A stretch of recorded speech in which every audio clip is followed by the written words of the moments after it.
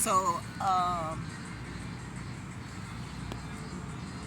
Jeannie Roberts, aka Felicia Martin, aka Carolyn Bass, representative of California, who represents, I believe, the same district, David Roberts Ying, aka Kamala Harris. Her brother is Marsha Fudge, the head of urban development and housing here in DC. And her husband, well, I was over there yesterday, and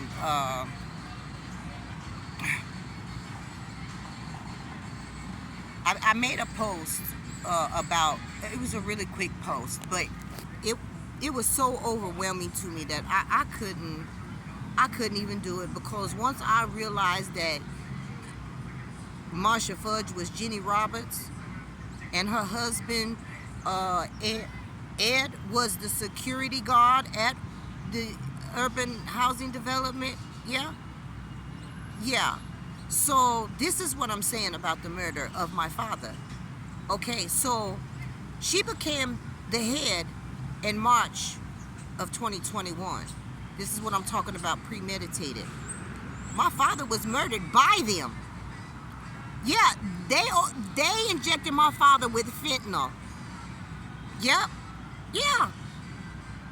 They injected my father with fentanyl. Yep, they were at a party. They injected him with fentanyl. He driving home, and they drove off the fucking bridge. And these motherfuckers covered it up because they wanted everything that belonged to me, because all of them knew that in the passing of my mother and my father, that I would inherit America. All these people I'm telling you about, they knew it. And so when I was over in Hawaii and I couldn't get back from Hawaii, well, Jenny was the only person that I talked to. Yeah, she was the only person that I would talk to on a regular basis, and she was supposed to be helping me get back, but her and her husband, but she didn't get back. And when I called and I accused her over the phone, it was an accusation, but I have proof. Okay. When I called her and accused her, she didn't want to talk to me. And her husband, Ed, get on the phone. And I said, and mind you, I have not met him, but I know who you are, Ed. And I know what you and Jenny and Robert and David and Dee Dee and Billy have done. Yeah. So Ed is supposed to be a U.S. Marshal. Okay? So I'm trying to reach out to them, because I know that they hold positions to where we can get to the bottom of this, but at the same time, I know because God showed me what the hell happened. So I'm trying to go about these things and get home, but they didn't want me to get home. So they were there. They took the babies out of my womb. They left me with no water and all these things. And they didn't let me come back until after the fact. They made me stay in Hawaii, took all my things, and then when I got back, I didn't get back until April of 2022. So that would have been a year, right? Because probate, courts, and all this shit, right?